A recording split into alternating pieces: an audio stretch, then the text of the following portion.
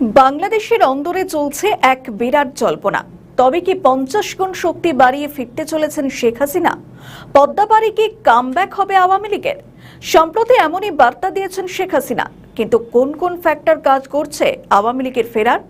শোনা যাচ্ছিল নতুন নাম নিয়ে রিফাইন্ড আওয়ামী লীগ নিয়ে ফিরতে চলেছেন এই দল। সূত্রে খবর, আপাতত এই ধরনের কোনো ভাবনাই নেই হাসিনার। আওয়ামী লীগ ফিরতে পারেন। হাসিনার এই বার্তায় নতুন করে বুক বাঁধছেন দলের নেতারা। মাঠে ময়দানে ছড়িয়ে ছিটিয়ে থাকা নেতারা ফের আত্মবিশ্বাসী হচ্ছেন। সোশ্যাল মিডিয়ায় আবার সক্রিয় হতে দেখা যাচ্ছে আওয়ামী লীগের তৃণমূল স্তরের নেতাদের। ভারতে আশ্রয়ের পরে একাধিকবার অডিও বার্তা প্রকাশ পেয়েছে হাসিনা, আর সেসব বার্তায় ইউনূস সরকারের কড়া সমালোচনা করেছেন হাসিনা। জনগণের কণ্ঠরোধ, দেশের শাসকের আইন চালানো, সব একাধিক ইস্যু নিয়ে তোপ দেগেছিলেন তিনি। চলতি মাসের শেষের দিকে হাসিনার সঙ্গে দেখা করতে পারেন তার পুত্র সাজিদ ওয়াজেদ জয়, আর ছেলেকে আওয়ামী লীগের নেতৃত্ব তুলে দেবেন কিনা সেই বিষয়ে তৈরি হয়েছে রাজনৈতিক জল্পনা। রাজনৈতিক বিশ্লেষকদের একাংশের মতে, বাংলাদেশের মতো দেশে আওয়ামী লীগের পুনরুত্থানের বিষয়টি একেবারে উড়িয়ে দেওয়া যায় না। অর্থাৎ একটি সম্ভাবনা থেকেই যাচ্ছে যে আগামী দিনে আবার স্বমহিমায় ফিরতে পারে আওয়ামী লীগ। তবে আমি আছি আপনাদের জন্য, আছি আপনাদের পাশে। ন্যায় বিচার যাতে হয়, একদিন নিশ্চয়ই আমরা তা করব। আমাদের বিরুদ্ধে তো মিথ্যা মামলা দিয়ে একের পর এক হয়রানি করেই যাচ্ছে, কিন্তু আমার আত্মবিশ্বাস আছে কোনো অন্যায় করিনি। এরকম অত্যাচার নির্যাতন বিএনপির আমলেও হয়েছে।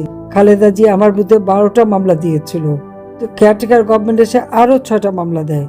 প্রত্যেকটা মামলা আমি বলছিলাম যে তদন্তকে আমাকে রিপোর্ট দিতে হবে, সেটাই করেছে, কোনো অন্যায় পাইনি। আর এখন তো মামলার হিসাব নাই, আমি শুধু হত্যা মামলা প্রায় 400-450 মামলা, এটা আমি নিয়ে পড়া করি না। এমনকি মৃত্যুদণ্ড দিয়েছে, আমি পড়া করি না। আমি আছি, অবশ্যই বাংলাদেশে ফিরে আসবো, আর এই অন্যায়ের প্রতিকার এবং বিচার আমরা করব। এবং আল্লাহ সেদিন আমাদের দেবে, জনগণ দেবে, বাংলাদেশের মানুষ দেবে। আজকে মানুষের কত কষ্ট আপনারা চিন্তা করতে পারেন।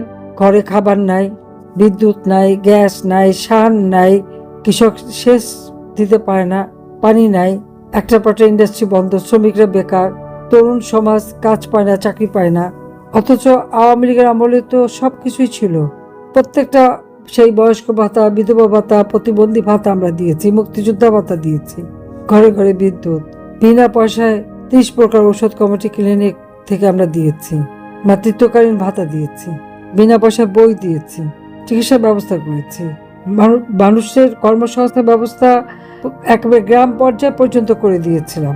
কিন্তু একদিকে যেমন অর্থনীতি ধ্বংস, সামাজিক নিরাপত্তা নাই, মা বোনের ইজ্জত নাই, শিক্ষকদের ইজ্জত নাই, তার উপর এই সন্ত্রাসী কর্মকাণ্ড এখনো করে যাচ্ছে। তবে আওয়ামী লীগের জনসমর্থন, সাংগঠনিক কার্যক্রম এবং সাম্প্রতিক রাজনৈতিক পরিস্থিতি ফ্যাক্টর হতে পারে এই দলের ফিরে আসার নেপথ্যে।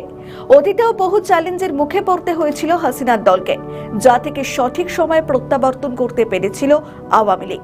তবে সমালোচকরা বলছেন এই মুহূর্তে হাসিনার ফেরার কোনো সম্ভাবনাই নেই। যেহেতু আওয়ামী লীগ এখন বাংলাদেশে একটি নিষিদ্ধ দল, তাই ফেরার কথা বললেও কবে আওয়ামী লীগ ফিরবে এই নিয়ে সন্দিহান রাজনীতির কারবারিরা। বিএনপি সরকার অধ্যাদেশ জারি করে আওয়ামী লীগ এবং দলের কার্যক্রম বন্ধ করতে আইন জারি করেছে, কিন্তু এসবের মধ্যে হাসিনার বার্তায় চাঙ্গা হচ্ছেন আওয়ামী লীগের তৃণমূল স্তরের নেতারা। বাংলাদেশের একাধিক ইস্যুতে নাস্তানাবুদ হচ্ছে বিএনপি সরকার। জ্বালানি সংকট, দুর্নীতি সহ একাধিক বিষয়ে তারেকের অপদার্থতাকে দায়ী করেছেন রাজনীতিবিদদের একাংশ। আর এসবের মধ্যেই দলের বিদ্রোহী নেতাদের ভাঙিয়ে এনসিপিতে নেওয়ার চেষ্টা করছে নেতারা। দরকারে আওয়ামী লীগের নেতৃত্বকে পুনর্বাসনের কথাও শোনা গিয়েছে। সূত্রে খবর, এনসিপি চাইছে বিএনপির বেশ কিছু বিদ্রোহী নেতাদের দলে টানার। আর এভাবে বিএনপি থেকে নেতা ভাঙাতে থাকলে এই সময় হয়তো ফের ভোট করতে হবে তাদের, তখনই ময়দানে ফিরবে আওয়ামী লীগ। আর সেই কারণেই কি তলে তলে নিজেদের কৌশল ঠিক করছেন শেখ হাসিনা? ইউনূস সরকারের আমলে বাংলাদেশ ভারত সম্পর্ক তলানিতে পৌঁছেছিল। তারেক রহমানের সময়ও সেই সম্পর্ক খুব একটা ভালো অবস্থায় আসেনি। হাসিনাকে প্রত্যর্পণের বিষয় নিয়ে ভারত এখনো পাকা কোনো সিদ্ধান্ত নেয়নি। আর এর নেপথ্যে কি বাংলাদেশের সঙ্গে খারাপ সম্পর্কের কারণ? সব মিলিয়ে শেখ হাসিনার এই বার্তায় দল যে নতুন করে অক্সিজেন পাচ্ছে তা বলাই যায়।